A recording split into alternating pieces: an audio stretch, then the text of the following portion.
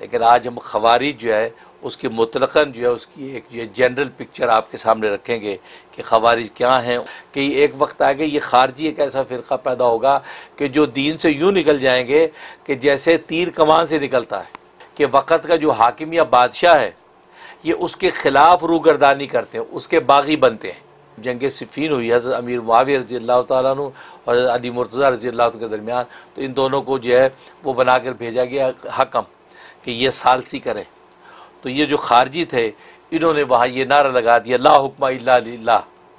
लिहाजा ये रिबल गोया के बन के वो बादशाह वक़्त के साथ लड़ते हैं कि नबी करीम सल्लल्लाहु अलैहि वसल्लम के जो सहाबा और अंसार उनको गालियाँ देना ये कार सवाब समझते हैं, ये इनके जो है वो मज़हब का हिस्सा है।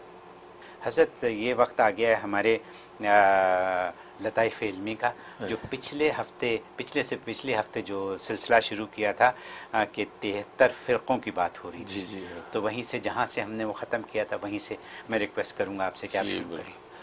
माशाअल्लाह। तो फ़िरक़ों के हवाले से गुफ्तगू हो रही थी। ज़ाहिर है कि हिदायत अल्लाह तबारक व तआला की सबसे बड़ी नेमत है, और हिदायत अगर गुमराही और ज़लालत में बदल जाए तो गोया कि अल्लाह तबारक व तआला की तरफ से एक बहुत बड़ा वबाल है और इंसान की दुनिया आखिर जो है खायब खासर हो जाती है। तो उस हवाले से नबी करीम सल्लल्लाहु अलैहि वसल्लम का इरशाद जैसे मैंने नकल किया था कि मेरी उम्मत के अंदर 73 फ़िरके बनेंगे और उनमें से जो एक जमात जो है वो हक़ पर होगी और बाकी सब के सब जो है वो गुमराह होंगे। तो उसी पर हम गुफ्तगू कर रहे थे और हमने ज़िक्र किया था कि उनमें जो है 73 फ़िरके कौन कौन से उसकी डिटेल मैंने बता दी थी। तो आज हम उनमें से पहले पर गुफ्तगू करते हैं, वो खवारिज। तो खवारिज के आगे 15 फ़िरक़े थे, उनमें अलग अलग फिर गुफ्तगू करेंगे। लेकिन आज हम खवारिज जो है उसकी मुतलकन जो है उसकी एक जो जनरल पिक्चर आपके सामने रखेंगे कि खवारिज क्या हैं, उनके जनरली उनके क्या क्या अकायद और नज़रियात हैं। तो खवारिज असल में ये इनके 5 नाम हैं। इनको खारजी भी कहते हैं। खारजी इसलिए कहते हैं कि इन्होंने हज़रत अली मुर्तज़ा रज़ी अल्लाह तआला अन्हु के ख़िलाफ़ खुरूज किया, उनके ख़िलाफ़ निकले, ये इसलिए उनको खारजी कहा जाता है। और दूसरा इनको जो है हुक्मिया भी कहा जाता है।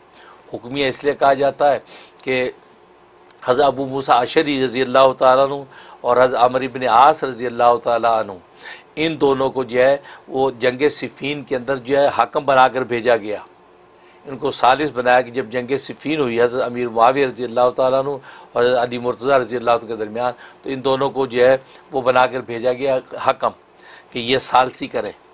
तो ये जो खारजी थे इन्होंने वहाँ ये नारा लगा दिया ला हुक्मा इल्ला लिल्लाह, है अल्लाह के अलावा किसी का फ़ैसला नहीं चलेगा। आकमल हाकिमीन, अल्लाह सबसे बेहतरीन फ़ैसला करने वाला है, लिहाजा हम ये किसी सालिस वाले की बात नहीं सुनते, अल्लाह का हुक्म है। तो ये कह के इन्होंने नारा लगाया, इसलिए इनको हुक्मिया कहते हैं। और इनका नाम एक हुरूरिया भी है। हुरूरिया इसलिए कहते हैं कि मकाम हुरूरिया था, वहाँ से ये लोग निकले थे, इस वजह से उस मकाम के साथ निस्बत कर इनको हुरूरिया भी कहते हैं। और एक नाम जो इनका जो शुरात है, शुरात का मतलब है कि इन्होंने कहा था शरीना अनफुसना फिल्लाह, हमने अपने आप को अल्लाह के लिए बेच दिया। जैसे अल्लाह ने कहा ना कि ईमान वालों को मैंने ख़रीद लिया, तो ये कहते शरीना अनफुसना फिल्लाह, हमने अल्लाह के लिए अपने आप को बेच दिया। तो इसलिए इनका नाम जो शुरात भी है एक नाम। और एक 5वां नाम इनका मारिका है। मारिका का मतलब ये इनको मारका इसलिए कहते हैं कि क्योंकि दीन से निकल गए थे, इसलिए इनको मारका कहा जाता है। जैसे कोई चीज़ किसी से निकल जाए तो उसको मर्क कहते हैं, तो मारका इनको कहा जाता है। क्योंकि नबी करीम सल्लल्लाहु अलैहि वसल्लम ने इरशाद फरमाया था कि एक वक्त आगे ये खारजी एक ऐसा फ़िरका पैदा होगा कि जो दीन से यूँ निकल जाएंगे कि जैसे तीर कमान से निकलता है, और वो दोबारा जो है वो उस दीन के अंदर दाखिल नहीं हो सकेंगे और इसी हालत गुमराही के अंदर हलाक हो जाएंगे। तो ये नबी पाक सल्लल्लाहु अलैहि वसल्लम ने फरमाया था। तो ये गुमराह फ़िरक़ों में सबसे पहला फ़िरका ये खवारिज था। अब ये खवारिज जो इनके जनरली जो अकायद और नज़रियात है, उनमें एक नज़रिया इनका ये है कि वक़्त का जो हाकिम या बादशाह है ये उसके ख़िलाफ़ रूगर्दानी करते हैं, उसके बागी बनते हैं, उसकी इताअत को कहते हैं ज़रूरी नहीं है इनका इताअत। तो हाकिम वक्त की इताअत ज़रूरी नहीं, इसलिए जो उनकी मुखालफत करते हैं। और फिर ये कहते हैं कि अल आइमत बिन कुरैश, हदीस में आता है कि कुरैशी ख़ानदान में से ही हाकिम बनेंगे, इमाम बनेंगे। तो वो ये इस बात को मानते नहीं, कहते नहीं कुरैशी होना ज़रूरी नहीं है, किसी भी ख़ानदान में से हाकिम बन सकता है। या नबी पाक सल्लल्लाहु अलैहि वसल्लम की उस हदीस के ख़िलाफ़ ये स्टैंड करते हैं। इनका जो एक नज़रिया, और एक नज़रिया इनका ये है कि ये जो है बादशाह वक़्त जो होता है उसके ख़िलाफ़ तलवार निकालते हैं, उनके माल और जान को हलाल समझते हैं और उनके ख़िलाफ़ जो है जंग करने को, जो है बिगल बजाने को जो है उसको हलाल और जायज़ समझते हैं। लिहाजा ये वो रिबल गोया के बन के वो बादशाह वक़्त के साथ लड़ते हैं। ये इनका बुनियादी नज़रिया। और एक इनका जो अक़ीदा ये है कि नबी करीम सल्लल्लाहु अलैहि वसल्लम के जो सहाबा और अंसार उनको गालियाँ देना ये कार सवाब समझते हैं। उनको सब्बो शितम करना, उनको बुरा भला कहना, यहाँ तक कि उनको गुनाह कबीरा का मुर्तकब करार देना, ये इनके जो है वो मज़हब का हिस्सा है। तो ये उनका जो है मज़हब का हिस्सा, तो गोया कि सहाबा इकराम के साथ इनको अदावत होती है, वो उनसे बेजारी का इजहार करते हैं और सहाबा इकराम पर तबर्रा करते हैं। अब ज़ाहिर है, अब जो मैं अक़ायद नज़रिया बता रहा हूँ, अब सोशल मीडिया के ऊपर देखने वाले देखें और ख़ुद ही फैसला करेंगे ये किस कैटेगरी का आदमी है। ठीक। और इसी तरीके से एक इनका नज़रिया ये है कि अज़ाब कब्र के मुनकर है, का अज़ाब कब्र कुछ नहीं होता। अच्छा। हाँ। और इसी तरीके से ये शिफात के मुनकर हैं, आखिर में जो शिफात नबी पाक करेंगे, अम्बिया जो शिफात करेंगे, वो शिफात कुछ नहीं होती। और इसी तरीके से ये जो हौज़ कौसर के मुनकर है, ये हौज़ कौसर वौसर कुछ नहीं कि हौज़ कौसर में पानी पिलाया जाएगा।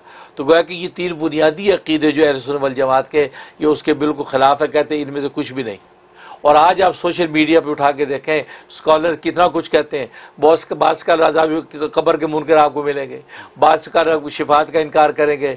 तो बड़े बड़े स्कॉलर बने हुए हैं, लेकिन अब आप फैसला खुद कर सकते हैं। ओ अच्छा, ये तो गुमराह फ़िरक़े से ताल्लुक़ रखता आदमी, उनके फ़िरक़ों को ये प्रमोट कर, लिहाजा इसको हमें नहीं सुनना। तो यह फ़ैसला आप कर सकते हैं। इसी तरीके से एक इनका जो है नज़रिया ये है कि मुता हलाल है, मुता जो हलाल है, लिहाजा मुते को जो हलाल करार देते हैं, ये इनका नज़रिया। और एक नज़रिया इनका ये है कि ये 1 दिरहम के बदले में 2 दिरहम का सौदा करना नकद में, उसको जायज़ समझते हैं, जबकि ये खुला सूद है।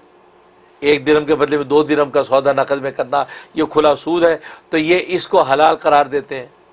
अब ज़ाहिर है कि आप सोशल मीडिया पे आप देख लें कौन सा स्कॉलर इस किस्म की बातें करता है और उसके लिए जवाज़ के रास्ते निकालता है, इसका मतलब है कि स्कॉलर जो है हमारे काम का नहीं है।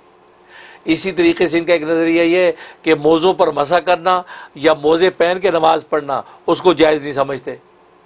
जी, चमड़े के मोज़े हम पहनते हैं, तो उसके ऊपर मसा करना या मोज़े पहन के नमाज़ पढ़ने को नाजायज़ करार देते हैं।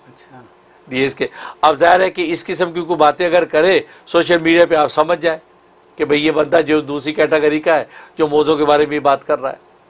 तो और सोशल मीडिया पे ऐसी चीज़ें मिलती है आपको। तो इस अंदाज से जो है इनके ये नज़रियात हैं कि जिसके ऊपर ये सारी गुफ्तगू करते हैं और उसके मुताबिक जो है वो यार दीन हक़ से निकल कर ये ज़लाइल गुमराही के अंदर दाखिल हो जाते हैं। तो ये उनके बुनियादी जनरली जो है ख़वारिज के अक़ायद हैं।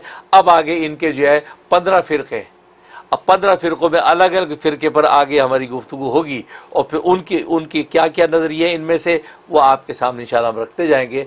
आप इतना याद कर लें, अगला सबक अगली दफ़ा करेंगे। सुभान अल्लाह। हज़रत ये बहुत इंपॉर्टेंट चीज़ है, क्योंकि बड़े सोशल मीडिया पे ऐसी ही बातें हैं। ऐसी बात बिल्कुल। तो आपकी इस तालीम से हम फैसला कर सकते हैं कि ये किस तरफ जाने वाली है। बिल्कुल। बहुत शुक्रिया।